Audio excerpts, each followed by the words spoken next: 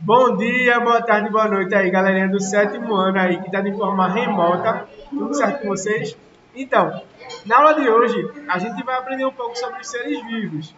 Eu vou pedir para vocês responderem o capítulo 10, certo? Da página 166, 167, 168 e 169.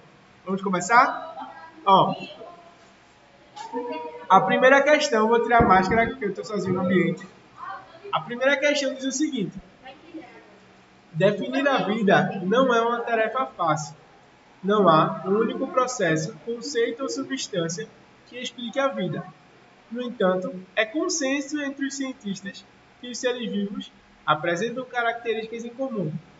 Nessa perspectiva, associe a primeira coluna, que contém as características de seres vivos, à segunda, onde estão contidas algumas descrições dessas características. Então, tem aqui o ciclo de vida, composição química, metabolismo e a organização celular.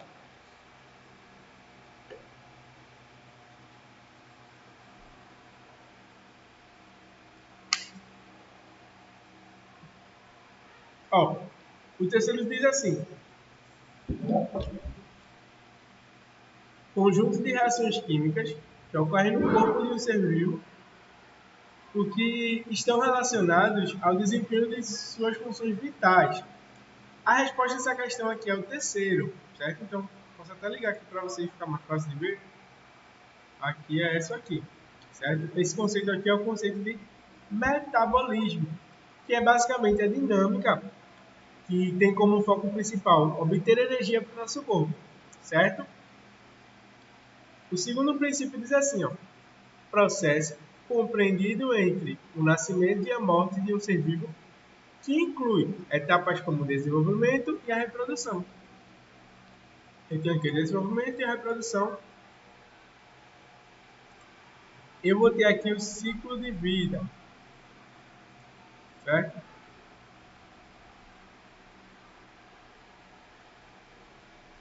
O terceiro aqui diz o seguinte: a matéria viva estrutura-se de modo diferente da inanimada, incluindo a unidade básica exclusiva, né? A célula, presente em todos os seres vivos. Então, o que ele está falando aqui é sobre a organização celular, certo? E por último, embora extremamente diversificados, os seres vivos são compostos por moléculas que se repetem em todos eles, tais como água, DNA, proteína, açúcares e lipídios. Então, tem aqui a composição química dos seres vivos, certo? Então, a ordem é 3, 1, 4 e 2, certo? Essa foi a primeira questão aí da página 166, certo? A segunda questão diz o seguinte: durante uma aula sobre o ciclo de vida e reprodução, um estudante comentou em sala que seu cão fora castrado para evitar a procriação. Em seguida, um outro jovem fez o seguinte questionamento: uma vez que não possuía mais a capacidade reprodutiva, o cão poderia ser considerado um ser vivo? Como você esclarece essa dúvida? Então, a gente sabe que para ser vivo, ele precisa nascer, se reproduzir, se desenvolver e morrer, certo? Também precisa ter célula, por exemplo. Só que aqui, o animal castrado ele continua sendo um ser vivo, porque a reprodução é muito importante, mas ela não é o único elemento aqui que faz parte, né, dos seres vivos, né? Ele tem uma série de características que vão permitir ele continuar a ser um ser vivo. Terceira questão. Leia o poema abaixo.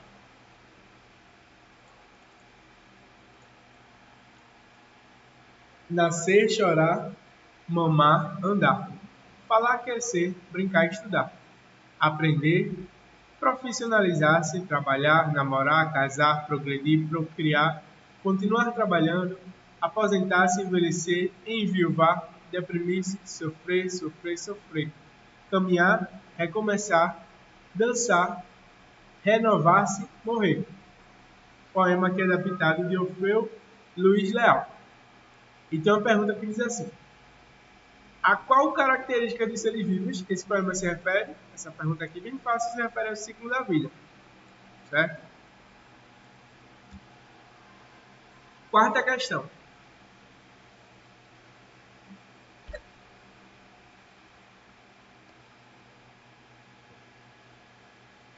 A reprodução é um evento importante que faz parte do ciclo de vida dos seres vivos. Qual a importância da reprodução? A reprodução, ela possibilita a continuidade, aqui é uma palavra muito importante, continuidade, certo, das espécies em seu ambiente natural, a partir de geração de novos indivíduos, certo? Então, e a letra B pede para a gente diferenciar os dois tipos básicos de reprodução. A reprodução sexuada da reprodução assexuada, certo? A reprodução assexuada, ela não tem a participação de gametas, né?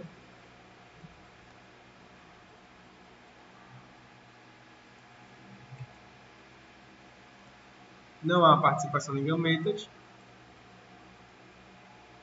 São gerados descendentes idênticos, ou seja, clones, e também não há variabilidade genética.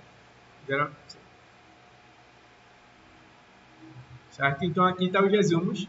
Sem gametas, organismos idênticos, ou seja, clones, não gera variabilidade. Certo? E na reprodução sexuada, como é que acontece? Costuma envolver dois seres vivos que contribuem com células reprodutivas, os gametas, que se unem na fecundação.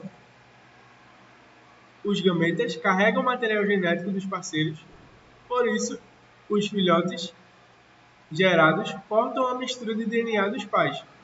Gera variabilidade genética, certo? Então, se na sexuada eu não tenho variabilidade genética, na sexuada eu tenho. Assim como também a participação de gametas e mistura também, né? A mistura do DNA do pai e da mãe é que vai gerar a variabilidade genética. Sempre vai envolver aí, dois seres vivos que vão contribuir, cada um com a célula reprodutiva, né? Geralmente uma masculina e outra feminina, certo?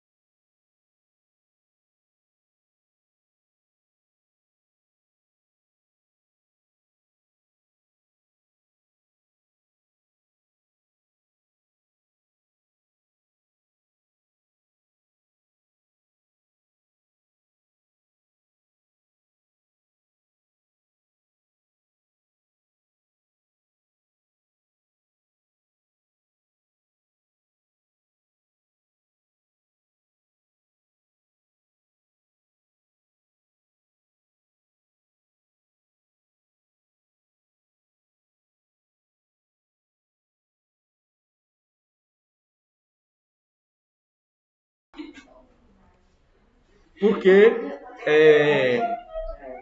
as células são, do ponto de vista tanto estrutural quanto funcional, certo? Então, as células são as unidades fundamentais dos seres vivos do ponto de vista estrutural e funcional, certo? O número 4, aqui o número 4, representa um sistema, agrupamento de tecidos diferentes. O número 4 representa tecidos diferentes? Não. Representa o quê? Um sistema, certo? Que atuam conjuntamente para realizar uma função biológica. O que está errado nessa questão? Que aqui na imagem 4 não temos um tecido, temos um sistema, certo? Mas o total está correto. Letra C. Um organismo, número 5, é definido como a integração entre vários órgãos que atuam conjuntamente em equilíbrio. Então, a gente tem aqui o número 5. Vamos ter um organismo. O organismo é a integração entre vários órgãos que atuam conjuntamente em equilíbrio, não. Aqui ele deu a definição para o que é um sistema biológico, certo? E não para um organismo. E aí que essa questão está errada, certo? Letra D. O nível 3, órgão, é um conjunto de sistemas que atuam de modo integrado? Não, né? Um órgão é um conjunto de tecidos e um sistema é um conjunto de órgãos. E letra E, um tecido, representado pelo número 2, é um agrupamento de células que apresentam estruturas e funções semelhantes, correto, certo? Primeira questão aí, dessa página. Letra E de escola, certo? Segunda questão. São 8 questões no total, certo? A gente está na segunda. Segunda questão. Analise as características abaixo que diferenciam os seres vivos dos brutos.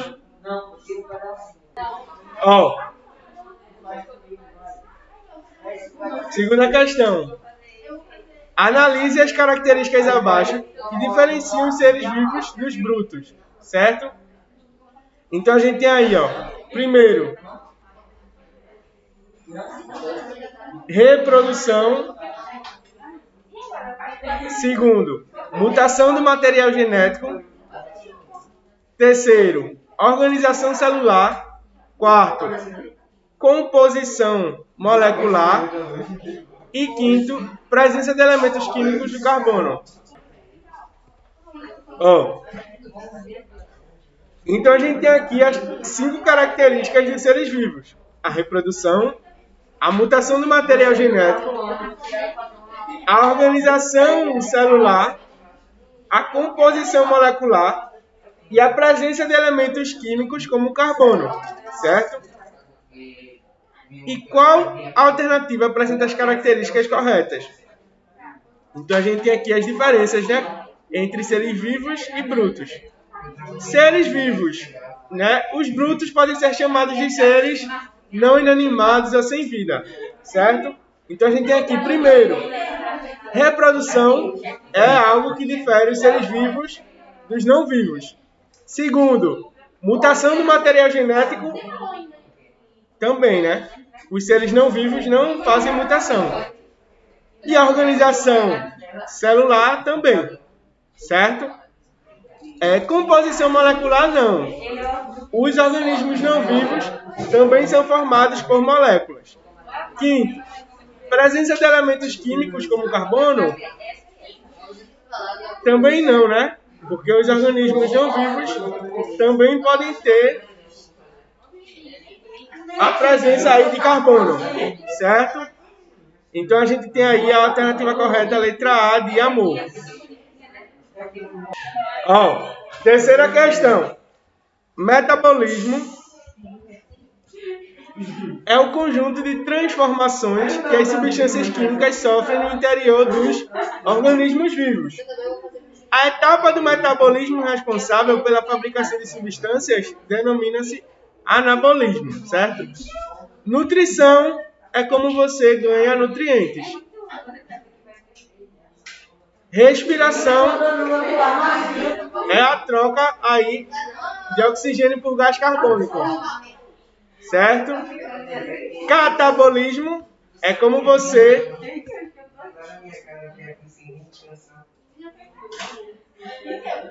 gasta a etapa como você gasta esse metabolismo aqui obtido pela nutrição.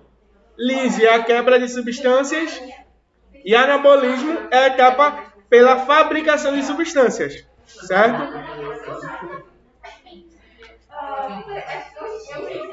Quarta questão. Embora os seres vivos apresentem diferentes níveis de organização, todos eles compartilham a seguinte estrutura. Todos os seres vivos têm parede celular? Não, né? São os vegetais. Carioteca também não. Os seres procariontes não têm carioteca. Vacúolos aqui também só quem tem são as plantas. Núcleo, só quem tem são os eucarióticos. Membrana plasmática, todos têm. Certo? Quinta questão.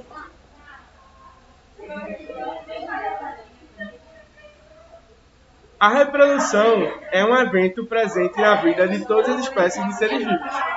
Ela é fundamental para a manutenção das espécies, uma vez que nas atuais condições da Terra, os seres vivos só surgem a partir de outros seres vivos iguais a eles, por meio da reprodução. As imagens abaixo representam diferentes processos de reprodução. Analise-as. Então a gente tem aqui, a espécie de galos e galinhas, certo? Que primeiro colocam um ovo e depois botam um pintinho, certo? E esse pintinho se forma um galo ou galinha e depois se reproduzem e ficam sempre nesse ciclo. E aqui está a imagem de dois organismos, né? Que colocam, como está vendo aqui, que está crescendo algo aqui, certo? Cresceu, reprodução chamada de brotamento. Aí ele bota o broto aqui e vai se desenvolver e tornar um novo indivíduo, certo? A partir da análise das imagens abaixo, é possível concluir que, letra A,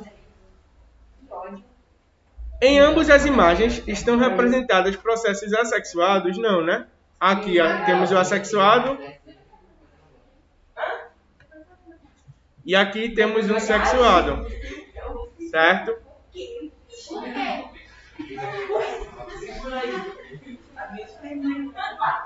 Letra B. A e B consistem, respectivamente, em processos assexuado e sexuado de reprodução? Não. Aqui na parte de cima nós temos o sexuado e aqui o assexuado, certo? Ele trocou as ordens. Letra C. A fecundação é uma etapa presente nos dois processos representados? Não. Fecundação só acontece no processo sexuado, não acontecendo no processo assexuado, certo? Sexta questão.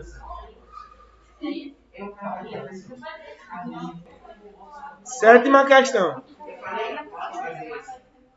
É comum dizer que todos os organismos são formados por células, estruturas conhecidas como a unidade funcional e estrutural dos seres vivos.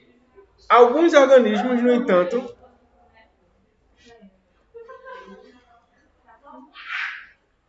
são acelulares, ou seja, não são formados por células. E por isso, alguns autores não os consideram vivos.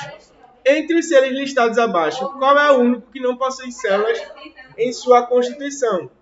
Bactérias formadas por células, fungos formados por células, protozoários formados por células, animais formados por células, apenas os vírus, né, que a gente já estudou, não são formados aí por célula, ou seja, a sétima questão, alternativa correta, a letra D de Deus, certo?